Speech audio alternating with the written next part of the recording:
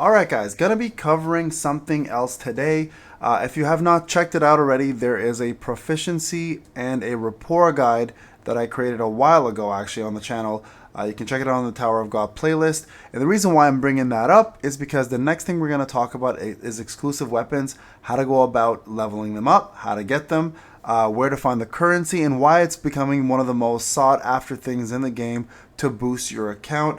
And it's also one of the hardest currencies to get. So I want to talk about all the ways you can actually get those currencies and where to find them. So first off, let's talk about the exclusive weapons. Now, they made the exclusive weapons availability very easy. Okay, so the way you get exclusive weapons is you simply go into your proficiency, you max out your proficiency up to level, what is it, 8, 7, 7, 10 maybe even. Let's just do one here real quick. Who doesn't have their proficiency? Let's see. I think. Here we go. I'll do it for him, okay? So this is not my account. This is my buddy's account. I'm just using his. Playing mine right now as it's growing. But you can see here, level 5, right? I think it goes to 10. I'm pretty sure it goes to 10. Yeah, 10. There we go. So you can see here you get these books, right? So the way to acquire books is you can do them through the trial towers. You can get them once you max out a unit and you still use them every single time a battle is won. You can actually get yourself proficiency books rather than getting their proficiency leveled up. Another way is just naturally leveling up their proficiency, or you can buy these from the stores or packages, right? So there's like stores you can buy like for, I think it's like 1.25 mil. You can buy yourself some green books, which is absolutely not worth it, by the way, guys. Don't do that. It's a trap. But anyways, here you go. So you get to level 10. What you do is you go use, and then it'll end up getting 10. See, it's very easy to get. The steel helmet now is exclusive. It's available. If you click on that, then click on the helmet, it'll take you directly to the equipment spot, and there you go. Exclusive equipment is available, and this is what you get from a stats perspective, and here's what each level does. So I want to go through each level of what these do, and then we're going to talk about some of the best ones out there and why they're really useful to have. Okay, so first off, let's start off with some SR or SSRs. Okay, so and just so you guys are aware, every unit can get an exclusive weapon, right? Even the rares have exclusive weapons given to them.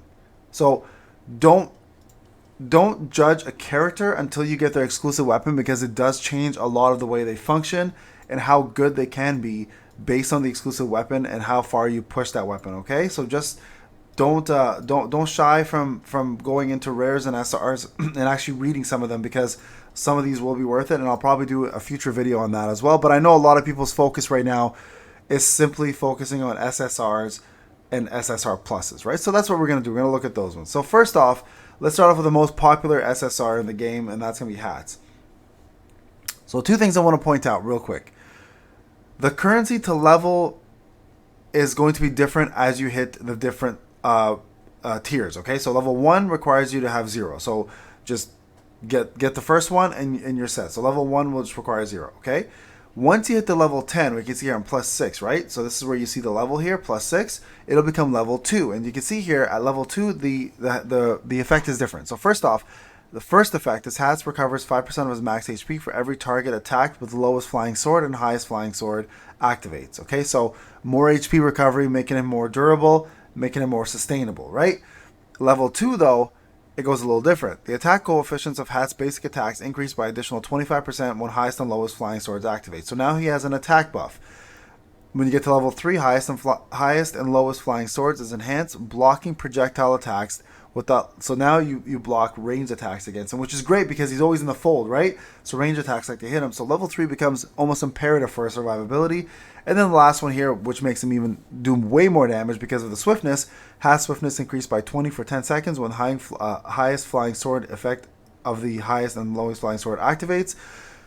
This is a massive increase, not only to his skills, but also to his stats, right? The stats go up pretty substantially, and they're all the base stats, so it's and they're all percentages, which is even better than flat stats. So HP percent, attack percent, defense percent. So the way you want to tackle this is you don't want to do what I did in the beginning, and my buddy's been doing, and I told him this too late, unfortunately, is break up all of your exclusive kits and start focusing on too many different ones at once. Like, see, he's got plus ones. That all costs 10. Okay, he could have saved it and got hats to +2 easily at this point and moved on from the blue potions onto the, I believe it's the orange potions next. So you do need to have different currencies to get these up. So where do you get these currencies and what do they look like? So let me just show you guys what they look like first, right? So we'll do that. This is his account. We'll let him buy what he wants. But here are the currencies, right? Common enhancement extract. This is the one you're going to need from 0 to 9. So these can be looted from the arena store, which I'll show you where to buy that. Once you unlock 920, the arena store becomes unlocked and you guys can purchase things there from the ranker arena. And then you can also get it from the loot system after clearing the 5th floor. So essentially adventure mode, clear 5th floor. It drops an idle loot and it doesn't drop a lot. They're very, very rare, okay? So that's why you got to be very good about where you want to place them and don't spread them out too thin, okay? It doesn't make any sense. Focus on one unit, get that unit up, and then move on. Okay, so this is the first potion you're going to deal with, 0 to 9. The second potion is going to be this one here, which is 10 to 19. Now, this one here can also be acquired from the arena store, but also can be cleared, can get from idle from the after you complete 7th floor. Okay, and then this one here is going to be to the rare extract, which is 20 to 29. Again, arena store available. Clearing the 9th floor, again, will drop in idle. And then you're going to start getting these ones here from 30 to 40, which are clearing the 10th floor and getting them from idle. Now, these, as you can see here, are very low in quantity and a lot more difficult to attain. This is not going to be a problem for F2P for a long time. These right here, these two are going to be the main source that you're going to want to funnel into your character. So first and foremost, guys, I've been telling my friend, hold on to them. Don't spread them out too thin because you're going to have a hard time. So where do you find these? Like I mentioned, you can get them in idle. You can get them in the arena store. Now, the arena store is open at 9:20. Once you complete that, it's right here. You'll be collecting yourself these arena coins, right? Which you can use then to go into here and purchase yourself one of these, I believe once every day or once a week. I think it's once a day. So you can, but it's very, very costly. Look, 64734, and he's been in arena, I think now, I've been in arena for 2 weeks and I've got over 100K on my account, but he's been here for 4 days now and he's got 64,000. I think he's fairly high up too. So it becomes very pricey. And then as you get further into the tiers, right, it becomes even more pricey. Look, 80K versus 62K versus 50K. So it becomes very pricey. What you cannot buy here, though, are the ones that are specifically geared towards the element. So the 30 to 40. Those you're going to have to either pay for or just be patient and collect them through that. Or I believe there might be a spot here. Let me just double check. Maybe not. I don't think so, actually. No, you can't get them here. I'm pretty sure Alliance Store doesn't have them.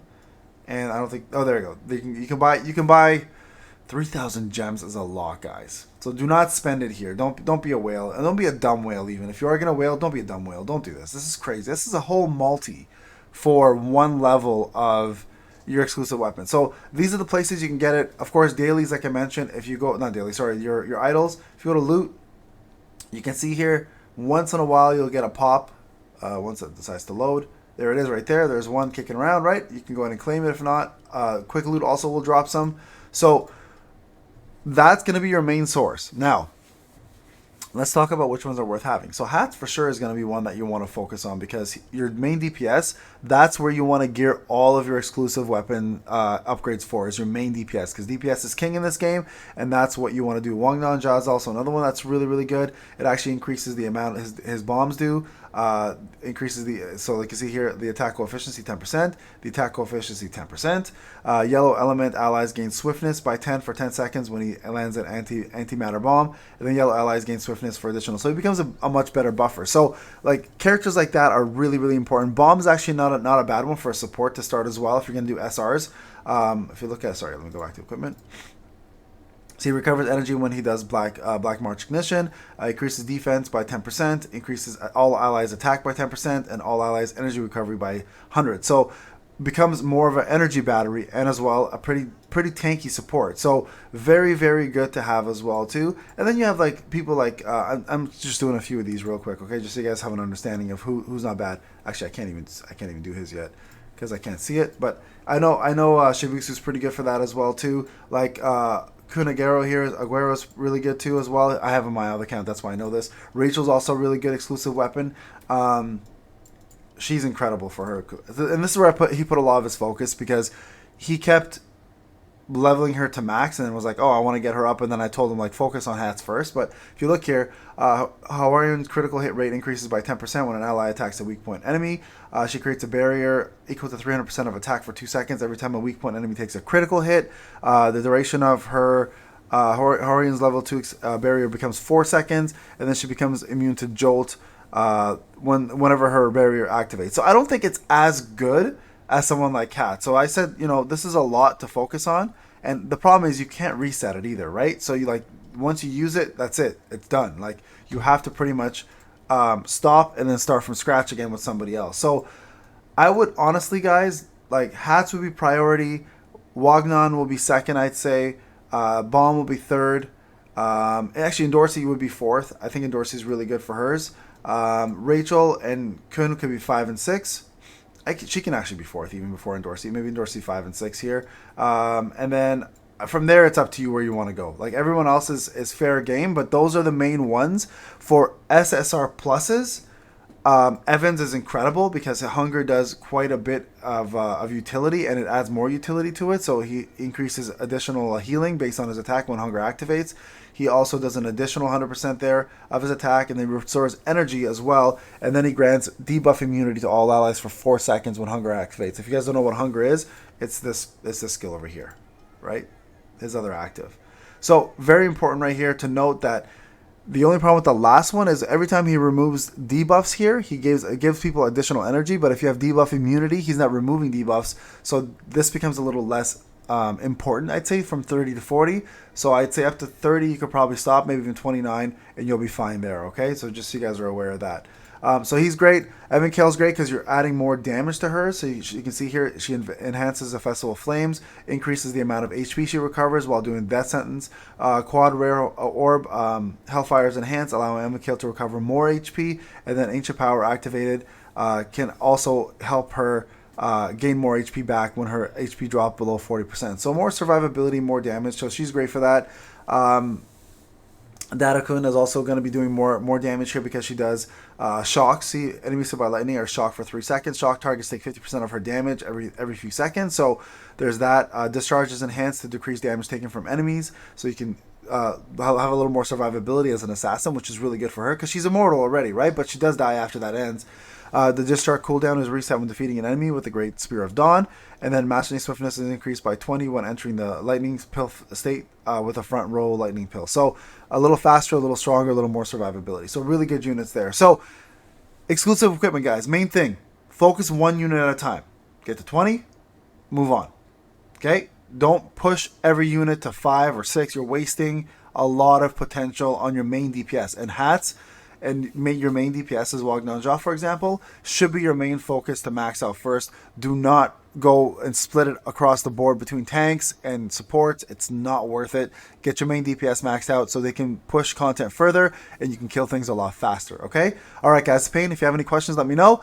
Thank you to Terrorizer for letting me use his account again to do the showcase. I'll talk to you guys in the next one.